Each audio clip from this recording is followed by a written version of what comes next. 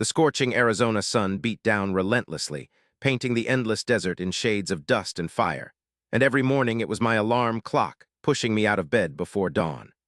I'm Big Mike, 48 years old, and my life unfolds in the small, dusty town of Redemption. A fitting name, I sometimes thought, though I wasn't sure what I was being redeemed from or for. My days were a symphony of wrenches clanking, engines sputtering to life, and the ever-present smell of grease and gasoline at my little auto repair shop, Mike's Desert Motors.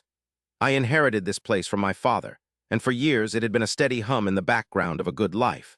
But these days, the hum was more of a desperate whine, barely keeping the wheels turning. My biggest joy and my biggest worry was my granddaughter, Lily. She's only 7, bright as a desert star, and she came to live with me after her mother, my daughter, passed away a few years back. Lily deserved the world, but I was struggling to give her even a little piece of it here in Redemption. My quiet struggle was the tightening knot in my stomach every time I looked at the bills, every time I saw a new crack in the shop's foundation, every time I realized I was falling behind. The shop was barely breaking even, sometimes not even that, and the rent for the lot was due again. The internal nemesis that haunted my waking hours and crept into my dreams was a bitter, icy voice that whispered, "You're failing, Mike. You're not enough. You can't give Lily the life she deserves. You're just a big, worn-out mechanic, stuck in the sand." That voice, the doubt, was harder to fix than any engine I'd ever worked on. I tried everything to silence that voice and turn things around. I worked longer hours, often until the stars were the only light, taking on any job, big or small, from fixing a flat tire on a beat-up pickup to coaxing life back into an ancient tractor. I started selling off some of my old treasured possessions, bits and pieces from my younger days when I used to ride with a local motorcycle club, things that held memories of freedom and simpler times. Each item sold felt like another piece of me chipping away, but Lily's hopeful smile was worth any sacrifice. I even started bringing Lily to the shop after school, teaching her how to hold a wrench, how to identify different engine parts, hoping she might find some magic in it, but mostly just to keep her close and out of the house while I worked. But for every step forward, it felt like I was pushed 2 steps back. One week, a complicated repair on a tourist vintage car went sideways, costing me more in specialized parts and lost time than I would ever make back. Then my old air compressor, the heart of my operation, finally gave out, spluttering its last breath in a puff of smoke. Replacing it was a monumental expense I simply couldn't afford. A big construction company, which had been a steady client for years, decided to take their business to a larger, cheaper outfit in the city. The landlord for the lot gave me a final, stern warning: pay up or move out by the end of the month. Each setback was a punch to the gut, making the air thinner and the future blurrier. The hardest part was seeing the change in Lily. She, who was usually a whirlwind of questions and laughter, grew quieter, her big eyes reflecting my unspoken worries. She stopped drawing her vibrant, imaginative pictures, and her small, hopeful questions about going to the city to see the big museum faded into silence. My lowest point came with a letter from the elementary school. Lily's school fees were overdue, and without payment there would be consequences. It wasn't a lot of money to most people, but to me, it felt like an insurmountable mountain. I stared at the letter, then at a crayon drawing Lily had made just weeks ago, a cheerful depiction of a brightly colored playground full of swings and slides, a place she dreamed of.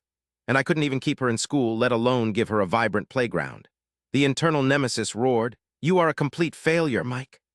I stood in my dim, dusty shop, the ghost of my wife's laughter echoing in the quiet, and felt utterly, completely defeated.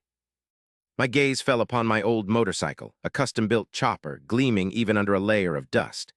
It was the last valuable thing I owned, a relic of my youth, a symbol of who I once was.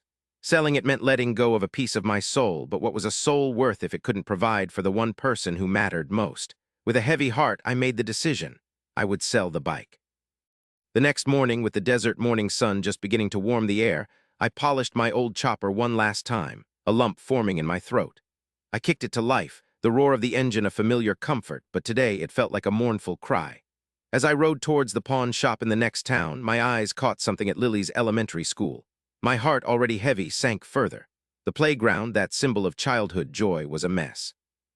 Swings were torn down, the slides were graffitied with ugly words, and the fence was mangled. Even the children's small slice of happiness had been vandalized. I pulled over, unable to tear my eyes away from the desolate scene. It was a mirror to my own despair. Just then a rumble grew behind me.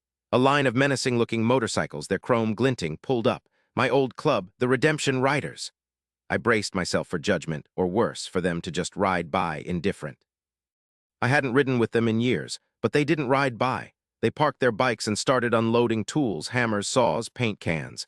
Snake, their leader, a man whose face was etched with stories, spotted me. He gave a nod, his gaze falling on my bike, then on the vandalized playground, then back to my defeated eyes. "Mike," he rumbled, his voice rough but steady, "we could use an extra pair of hands here. This playground means a lot to these kids, you in?" For a split second I hesitated, the thought of the pawn shop still pulling at me. But then, looking at the broken swings, a memory of Lily's hopeful drawing flashed in my mind. With a deep breath, I put the kickstand down, leaving my motorcycle where it stood. I rolled up my sleeves. "Yeah, Snake," I said, my voice hoarse. "I'm in." Working alongside them, feeling the familiar weight of a hammer in my hand, the camaraderie, the shared purpose, was a warmth I hadn't felt in years. It wasn't charity, it was belonging. While we worked, I found myself quietly telling Snake about my shop troubles, about Lily and the overdue school fees. He listened, his eyes hidden behind dark sunglasses, but I felt him listening. By sundown, the playground was transformed. New swings hung ready, the slides were clean and vibrant, the fence repaired.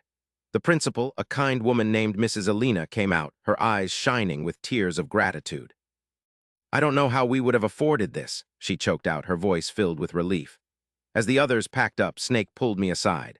"Mike," he said, his voice low, "those hands of yours are still magic. We heard the school district is looking for a reliable mechanic for all their vehicles, buses, maintenance trucks, the whole lot. It's a big contract, too big for most. You could handle it. We trust you." The words hit me like a revelation, not a handout, but trust, an acknowledgement of my skill and worth. A contract that would save my shop, pay for Lily's schooling, and give us a future. My heart swelled with a hope I hadn't felt in years. I nodded, unable to speak, the gratitude too overwhelming. I accepted the contract, and within weeks, Mike's Desert Motors was buzzing again. I paid Lily's school fees, bought all the new parts I needed, and even hired a young apprentice from the community college, giving another kid a chance. I fixed up my old motorcycle, not to sell it, but to ride it, to feel the wind in my face again, sometimes with Lily on the back, pointing out the desert wildlife. I even built a sturdy swing set in our small yard for Lily, just like the one in her drawing, painted in bright, cheerful colors.